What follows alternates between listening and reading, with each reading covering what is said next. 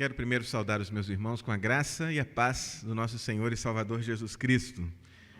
Mas uma alegria muito grande vir aqui participar desse momento tão especial e histórico, quando a mocidade completa 50 anos, foi o número que eu ouvi aqui, né? A mocidade já é uma senhora de respeito, com 50 anos, e nós louvamos a Deus, portanto, pela vida, pela história, não é? Pelos irmãos que vêm se dedicando a esse ministério. Quero agradecer o convite que nos foi feito, quero louvar a Deus pela vida de toda a liderança dessa igreja, na pessoa do seu pastor, reverendo De Noel, que Deus abençoe ricamente a vida dos irmãos. O meu nome é Cleverson, eu sou pastor na Igreja Presbiteriana Região Sul, que fica ali no bairro Santa Lúcia, e também tenho atuado na capelania do nosso seminário, o Seminário Presbiteriano Reverendo De Noel Nicodemo Zeller. Eu, em todas as vezes que saio para pregar, na medida do possível, sempre sou acompanhado pela minha esposa, e não é muito difícil saber quem ela é. Normalmente é quem fica circulando pela igreja, tirando algumas fotos, né? A Marli está ali, e então ela tem me acompanhado sempre nas visitas que nós temos feito. Louvo muito a Deus, irmãos, por essa oportunidade preciosa de participar aqui nesse momento.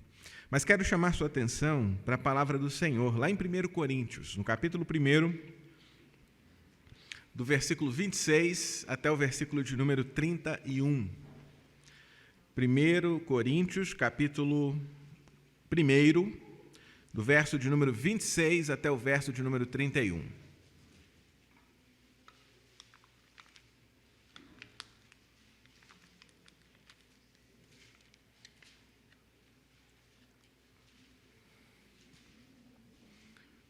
Primeiro Coríntios, capítulo 1, verso 26 ao verso 31. Diz assim a palavra do nosso Deus. Irmãos, reparai, pois, na vossa vocação, visto que não foram chamados muitos sábios, segundo a carne, nem muitos poderosos, nem muitos de nobre nascimento. Pelo contrário, Deus escolheu as coisas loucas do mundo para envergonhar os sábios, e escolheu as coisas fracas do mundo para envergonhar as fortes. E Deus escolheu as coisas humildes do mundo e as desprezadas, e aquelas que não são, para reduzir a nada as que são, a fim de que ninguém se vanglorie na presença de Deus. Mas vós sois dele, em Cristo Jesus, o qual se nos tornou da parte de Deus sabedoria e justiça e santificação e redenção, para que, como está escrito, aquele que se gloria, glorie-se no Senhor. Vamos orar?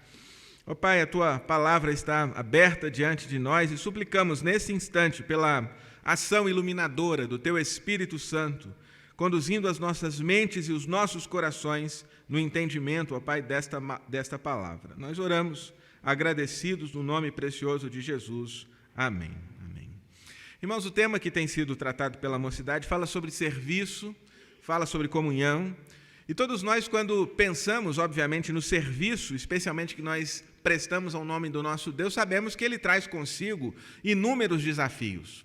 Às vezes, quando nós celebramos, por exemplo, um momento como esse, nem sempre nós nos lembramos de todos esses desafios que, de alguma forma, fazem parte da história que nós celebramos nesses 50 anos, não é?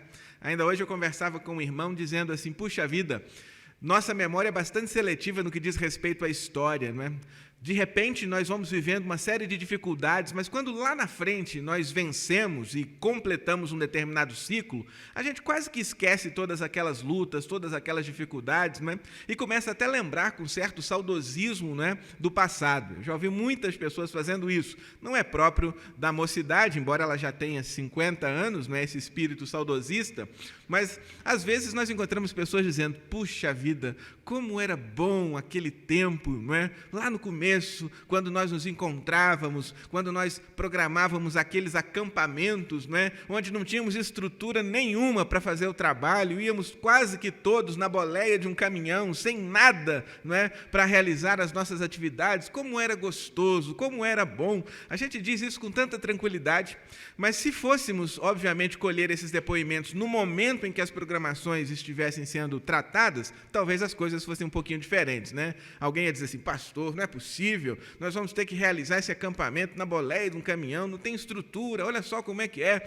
Na realidade, a gente esquece um pouco dessas dificuldades todas quando nós estamos diante de um fechamento de um ciclo para dizer como era bom. E, de fato, nós podemos lembrar que realmente as coisas que Deus faz, as coisas que Deus opera, a despeito das lutas que nós temos de enfrentar, são coisas maravilhosas, são coisas boas, coisas que enchem o nosso coração de alegria.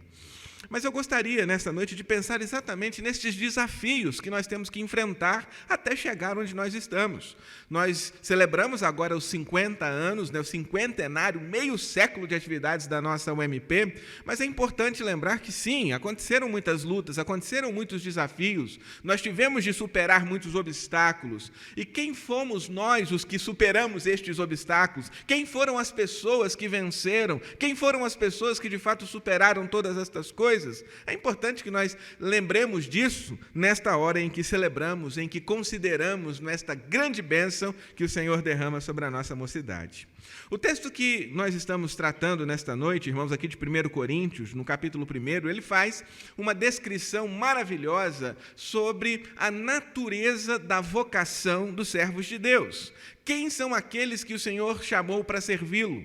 Quem são aqueles que o Senhor chamou para, de fato, cerrar fileiras? Quem são aqueles que o Senhor chamou para compor este exército, essa milícia, esta igreja que nós chamamos de militante? Quem são estas pessoas, afinal de contas? É interessante que nós tenhamos isso sempre em perspectiva ao olharmos para nós, mas não simplesmente ao olharmos para nós, como verão os irmãos, ou como perceberão os irmãos no final desta passagem, ao olharmos também para Cristo, o Senhor que nos arregimentou, o Senhor que nos vocacionou, o Senhor que nos chamou para que efetivamente nós pudéssemos servi-lo. Isso é extremamente importante. Nós queremos celebrar a história, reconhecer os instrumentos que Deus usou para que de fato nós pudéssemos chegar onde nós estamos, mas ao mesmo tempo que nós queremos celebrar a história, nós queremos olhar para o Senhor da história e perceber quem é Ele e de que maneira Ele agiu sobre a vida daqueles que foram comissionados, sobre a vida daqueles que foram vocacionados. E falo isso num momento também muito especial. Nós estamos chegando no final do ano. No final do ano, normalmente o conselho começa a planejar as atividades, não é? Ou colocar em execução o planejamento para o ano de 2021. E uma das reuniões, eu não sei aqui, reverendo, mas uma das reuniões que eu acredito sempre mais difícil do conselho é aquela de nomeações, não é, para o ano seguinte. É uma luta, não é? Vamos nomear fulano, vamos nomear Beltrano. Pastor, esse ano não quero descansar, já trabalhei muito, é um ano complicado, um ano difícil. É sempre muito complicado esse momento na vida da igreja, não é? Mas uma coisa que me chama a atenção é que muita gente diz, eu não posso, eu não consigo, eu não tenho condições, já estou no meu limite. E aí nós olhamos para o texto e encontramos o apóstolo Paulo dizendo, irmãos, reparai, pois, na vossa vocação. Olhem quem são vocês. E essa é uma palavra bastante desafiadora, não é? Porque talvez você já tenha escutado alguém de uma maneira assintosa, chegando para você e diz assim, quem é que você está pensando que é? Não sei se alguém já disse isso para você, não é? Às vezes a pessoa diz isso num tom tão agressivo que a gente já responde imediatamente, e você, está achando o quê? E aí Paulo chega e diz assim, quem vocês estão pensando que vocês são? Só que ele fala de uma maneira bem educada, né? Ele diz, irmãos, reparai, pois, na vossa vocação. Olhe quem são vocês. E aí ele dá 3 descrições que eu acho muito interessantes sobre a natureza da vocação dos servos de Deus, sobre a natureza da vocação daqueles que foram chamados pelo Senhor. A primeira descrição nós encontramos no versículo 26 mesmo do texto que nós estamos analisando. Ele diz, irmãos, reparai, pois, na vossa vocação, visto que não foram chamados muitos sábios, segundo a carne, nem muitos poderosos, nem muitos de nobre nascimento. Ele cita 3 classes aqui de pessoas que eram absolutamente distintas no contexto de uma sociedade qualquer. Ele diz, olhem para vocês, nós não encontramos aqui muitos sábios, segundo a carne. Nós não encontramos aqui muitos poderosos. Nós não encontramos aqui também muitos nobres de nascimento. Isso é muito curioso. Eu me lembro que quando adolescente, já entrando aí na mocidade, Eu, às vezes, gostava de acompanhar algumas revistas, né? E uma das revistas que, eventualmente, eu lia era a revista Super Interessante. Não sei se alguém aqui já leu essa revista, né? Mas um dia saiu uma nota, uma reportagem nessa revista, que de vez em quando eu conto para os meus alunos, que eu achei, assim, bastante tendenciosa. Eu disse assim, capaz, né? Mas que coisa, esse pessoal é bastante petulante. Eles disseram o seguinte, olha, nós realizamos uma pesquisa nos Estados Unidos e descobrimos que o QI dos evangélicos é menor do que o dos ateus. Aí eu disse, nossa, que pessoal, né? Vou parar de ler, é super interessante. De fato, parei naquela ocasião, né? Mas não exatamente por isso, né? Mas eles disseram assim, olha, o QI dos ateus é maior que o de vocês. Eu fiquei indignado, né? Isso é um absurdo uma coisa dessa. Aí, depois, lendo aqui o apóstolo Paulo em 1 Coríntios, eu disse assim, mas Paulo está falando a mesma coisa. Ele, inclusive, chega a nos dizer, não é que Deus escolheu as coisas loucas do mundo, está lá no versículo 27, que nós vamos tratar daqui a pouco. E, de fato, nesse momento, e claro que eu não estou aqui ratificando a pesquisa da Super Interessante, nós precisamos reconhecer que o Senhor não vocacionou pessoas que por si mesmas, ou que acreditam em si mesmas, né? Pessoas que, de alguma forma, poderiam ser destacadas na sociedade pelas suas próprias condições. Ele diz, eles não são sábios, são muitos sábios segundo a carne. É sábios, obviamente, segundo a carne, o próprio apóstolo Paulo era um. Eles não são poderosos, eles não são muitos de nobre nascimento, ou seja, eles são, realidade, quase que desconhecidos da sociedade. E eles são aquilo que eu poderia chamar aqui de os inomináveis, aqueles que não seriam, na verdade, a aposta de muita gente, a aposta de muitas pessoas.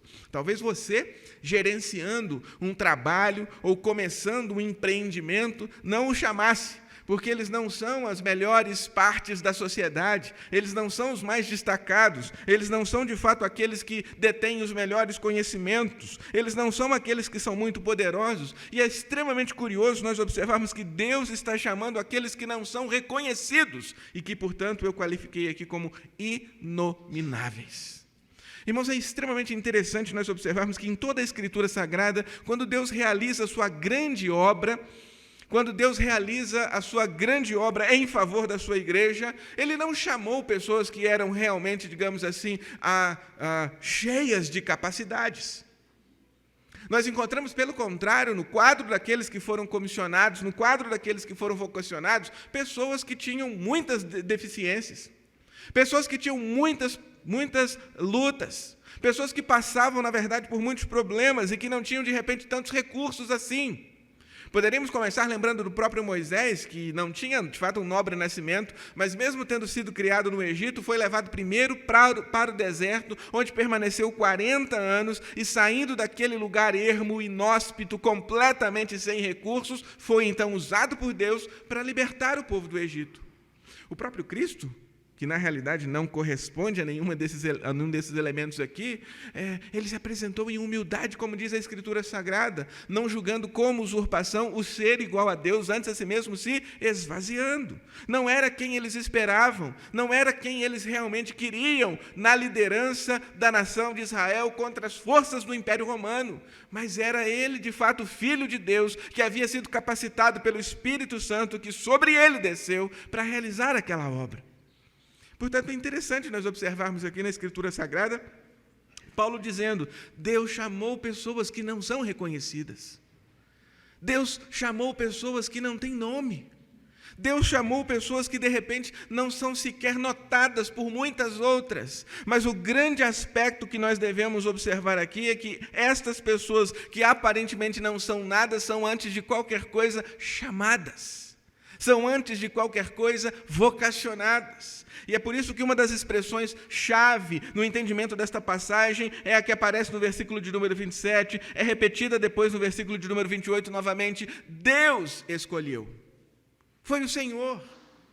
E é extremamente interessante nós observarmos aqui a proclamação da sua soberania em escolher, em separar e em estabelecer o seu exército e a sua igreja. Portanto, não precisamos, obviamente, dizer para Deus aquilo que nós não temos, até porque Ele sabe. Não precisamos dizer para Deus aquilo que nós acreditamos não poder fazer, porque Ele sabe. E é interessante nós observarmos, segundo as Escrituras Sagradas, a maneira como Ele tem feito grandes coisas. E tudo Deus faz assim para que a glória seja sempre do nome dEle. Mas eu quero apresentar as duas próximas observações aqui acerca da natureza da vocação dos servos de Deus. Eles são inomináveis. Agora veja o versículo de número 27, ele diz: Deus escolheu também, eu já tinha dito aqui para os irmãos, as coisas loucas do mundo, para envergonhar os sábios. Deus escolheu as coisas fracas do mundo, para envergonhar as fortes. É extremamente interessante. Olha só, dois outros elementos são apontados aqui. Ele diz que Deus escolheu as coisas loucas e depois ele diz que Deus escolheu as coisas fracas. Eu sou do interior. A minha cidade, ela fica mais ou menos uns 200 quilômetros aqui de Belo Horizonte. Chama Barroso. Essa é a minha cidade. Não sei quantos conhecem aqui, a terra do cimento. Quando criança, uma das coisas mais comuns, não é? Mais comuns que nós fazíamos era jogar bola na rua. E todo mundo aqui sabe que o futebol de rua ele tem uma regra totalmente sui generis. Totalmente sui generis. Não é? A regra áurea é que o dono da bola sempre joga. Essa é a regra áurea. Que o jogador mais ruim vai sempre para o gol. E os melhores nunca podem jogar no mesmo time. Essas são as regras básicas. Depois a gente vai dividindo os demais, né? Funciona mais ou menos assim, né? A coisa mais triste que tinha no futebol de rua é você ficar por último, né? Ninguém te escolhia, né? Ninguém te escolhia. Você ficava, o sujeito ficava ali sentado, entristecido, mas ninguém vai me chamar, né? Quando a gente ainda era o dono da bola, as coisas funcionavam de uma forma diferente, né? Eu vou embora e acabou o jogo, né? Quero ver como é que vai fazer. Mas essa lógica, né, do futebol de rua é, na realidade, uma lógica bastante razoável. Ninguém que quer vencer escolhe os fracos. Ninguém que quer vencer escolhe os ruins. Ninguém que quer vencer escolhe os piores. Aí vem Deus, um Senhor, que é conhecido nas Escrituras como o Deus de toda a sabedoria, e escolhe as coisas o quê? Loucas. Deus, o senhor não quer considerar melhor? Tem tanta gente boa aí para ser chamada, tem tanta gente aí mais capaz, pastor, pensa melhor, o senhor vai nomear a mim, tem tantas pessoas aí que são melhores. Ele disse, não, meu irmão, aqui em 27 Deus escolhe as coisas loucas, muito, é você. Deus, o senhor vai escolher os fracos? Sim, ele escolhe os fracos, conforme nós observamos no versículo 27. E desse modo, aquele que escolheu os que nós chamamos de inomináveis, sabe quem ele escolhe também? Os improváveis. Deus escolhe os inomináveis e Deus escolhe os improváveis. Começaram a se lembrar aí da escolha de Davi como rei de Israel? Samuel colocou todos os filhos de Jessé, fico imaginando lá em fila, né? E foi passando os olhos em cada um deles. Nossa, aqui vai dar um ótimo rei para Israel. Olha o porte desse jovem. E passa um e Deus diz, Samuel, não foi esse, não. E passa outro e Deus diz, Samuel, também não é esse, não. E passam todos os filhos. E Deus diz, não escolhi nenhum deles. Mas, Senhor, já acabou, não tem mais ninguém, não tem um ainda. Samuel Jessé, não está esquecendo de ninguém, não. Tem um rapazinho pequenininho ali, meio franzino, está cuidando das ovelhas. Chama ele. Quando Davi aparece, Deus disse para Samuel, Samuel, o Senhor não vê como vê o homem. O homem vê o exterior, porém o Senhor, o coração. Um improvável foi escolhido por Deus como rei de Israel. E foi o maior rei de Israel. Seu reinado deixou marcas indeléveis na memória dos judeus, pois até hoje eles esperam novamente o restabelecimento do reinado de Davi. Deus escolhe os improváveis, os loucos, os fracos.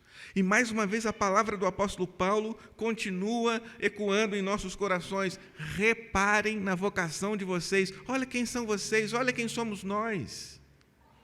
Somos os inomináveis, somos os improváveis, mas somos aqueles que Deus escolheu. Somos aqueles que Deus escolheu. E no verso de número 28 ele caminha dizendo ainda, E Deus escolheu também as coisas humildes do mundo. E Deus escolheu também as coisas desprezadas e aquelas que não são, para reduzir a nada as que são. Deus escolheu os inomináveis, verso de número 26. Deus escolheu os improváveis, verso de número 27. E Deus escolheu também os inaceitáveis. Os inaceitáveis. Ele diz aqui, são os humildes, são os desprezados, são os que não são os que não tiveram acolhimento, são os que não foram considerados pelos sábios, pelos entendidos, pelos poderosos, são os que não foram recebidos pelo mundo, mas aqueles que não foram recebidos pelo mundo foram vocacionados por Deus, foram recebidos por Deus, foram chamados pelo Senhor. E é essa exatamente, irmãos, a percepção que nós precisamos ter acerca da nossa vocação, acerca do nosso ministério, acerca do nosso serviço como crentes. Somos uma nação de sacerdotes, somos todos igualmente chamados para sermos servos de Deus, e não há nada mais importante na vida do cristão do que se perceber na condição de servo. E quando nós somos servos, na realidade, nós precisamos reconhecer que a nossa grande tarefa é glorificar o nome do Senhor. Às vezes nós temos um péssimo hábito de nos referirmos aos servos de Deus como se eles fossem pessoas de destaque, né? Às vezes você vai apresentar alguém na igreja, alguma coisa assim, e diz assim, irmãos, quero apresentar hoje para vocês aqui um grande servo de Deus. Você conhece um grande servo? Eu não conheço nenhum grande servo, porque servo por natureza não é grande. Servo por natureza é o quê? Pequeno. Não existem grandes servos. Lembro-me de João Batista, dizendo assim, irmãos, convém que ele cresça e que eu diminua. O nosso grande ministério, como servos de Deus, e cada um de nós aqui no exercício da nossa vocação, cada um de nós aqui no exercício do nosso ministério, o nosso grande propósito, o nosso grande ministério, o nosso grande objetivo é fazer com que as pessoas olhem para Cristo, é fazer com que o nome dele seja glorificado, é fazer com que o Senhor seja exaltado. Por isso é que João Batista disse que ele cresça e que eu diminua. Contudo, nós vivemos numa sociedade onde as pessoas, e eu caminho assim para um dos momentos que eu acredito mais interessantes dessa passagem, nós vivemos numa sociedade que busca incansavelmente o que eu chamaria aqui de autovalorização. Nós vivemos numa sociedade que busca incansavelmente isso. Um dos primeiros reflexos dessa autovalorização é o culto que se tem à imagem. Os irmãos sabem disso. Todo mundo quer aparecer bem no Facebook, todo mundo quer aparecer bem no Instagram. Nós vivemos numa época de culto à imagem. Isso é extremamente interessante, né? De autovalorização. Mas, quando nós olhamos para a Escritura Sagrada, nós aprendemos que nós não precisamos viver assim, né? Procurando essa autopromoção. Não estou dizendo absolutamente que você tem que cancelar suas contas, eu tenho as minhas. Mas eu quero dizer, irmãos, que nós não precisamos, obviamente, ser reconhecidos por ninguém. Nenhum jovem precisa disso. Nenhum servo de Deus precisa disso. Mas, de repente, você pode pensar, pastor, mas se a gente não trabalhar isso, nós vamos ficar assim meio depressivos, né? Afinal de contas, a gente vive numa sociedade onde a autovalorização é pregada de uma forma tão insistente que se nós começarmos a dizer que somos inomináveis, que somos improváveis, que somos inaceitáveis, nós vamos chegar num estágio onde a igreja vai ser formada por pessoas completamente entristecidas. Pelo contrário, eu não quero isso. Vamos mudar o discurso. Eu sou, na realidade, filho do rei. Eu sou, na realidade, né, herdeiro do trono de Cristo. Eu quero falar sobre estas coisas, né? Sou precioso aos olhos do Senhor. É sobre isso que eu quero dizer. Mas é curioso que a Escritura Sagrada diz que a nossa maior glória não está exatamente no que nós somos ou podemos ser, mas onde nós estamos.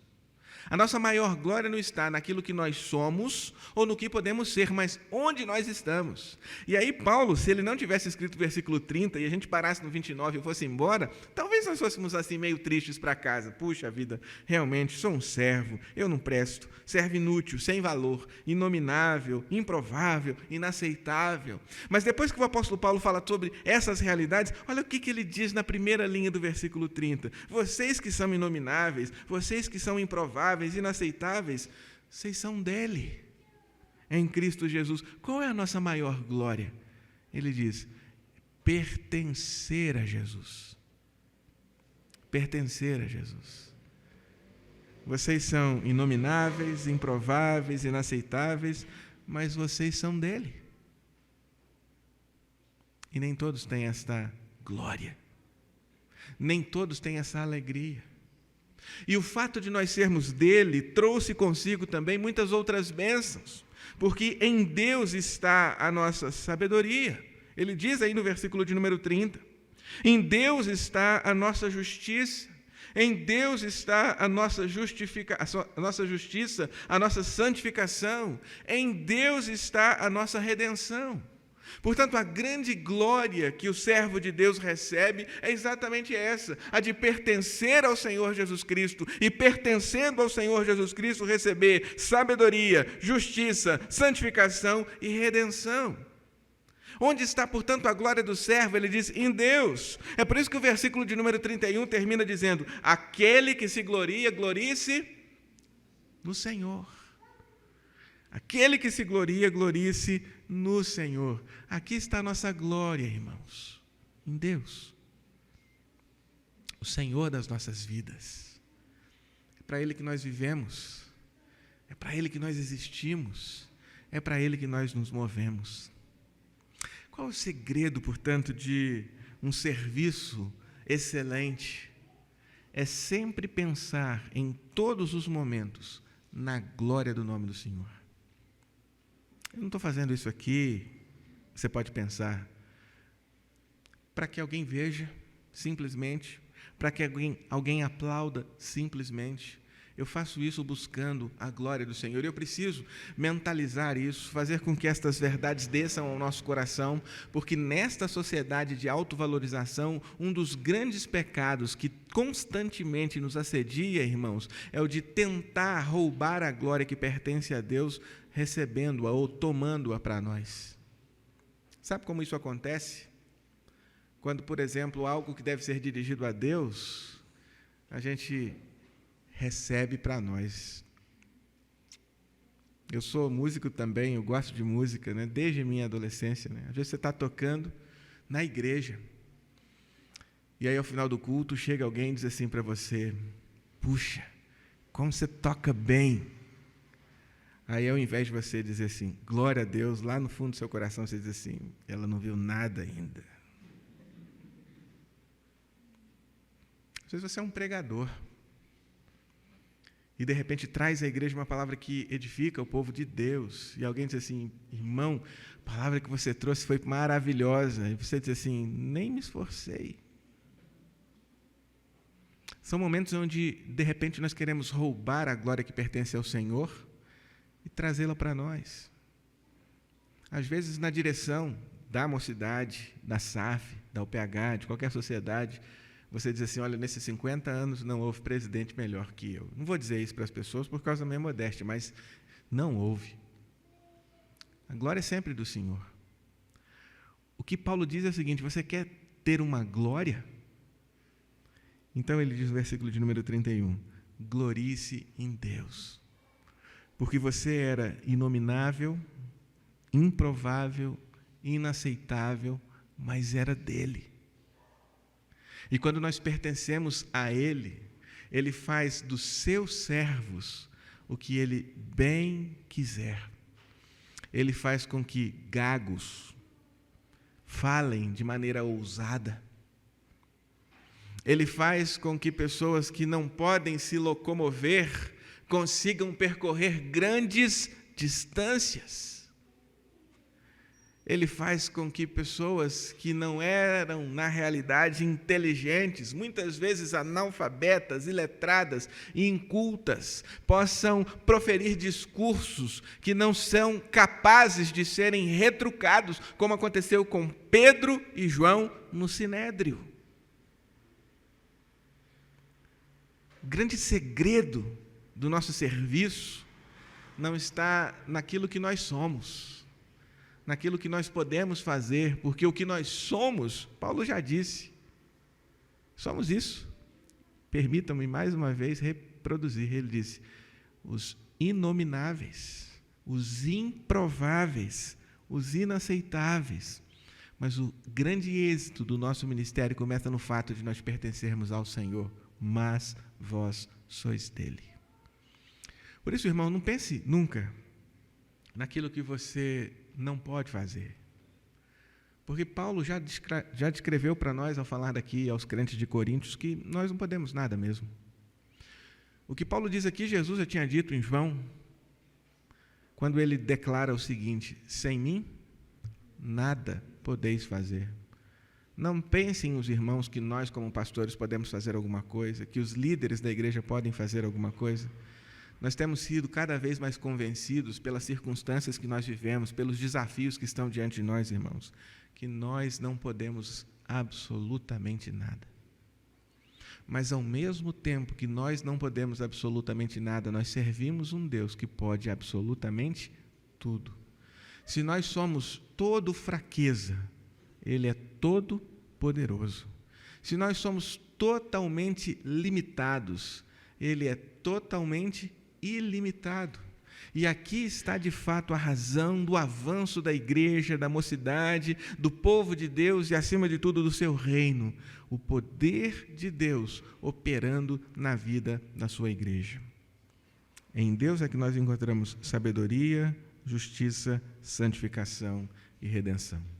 A minha palavra nesta noite aos meus irmãos queridos e principalmente aos nossos jovens, que celebram aí os seus 50 anos, é que sigamos a todo vapor, dedicando a Deus a nossa vida.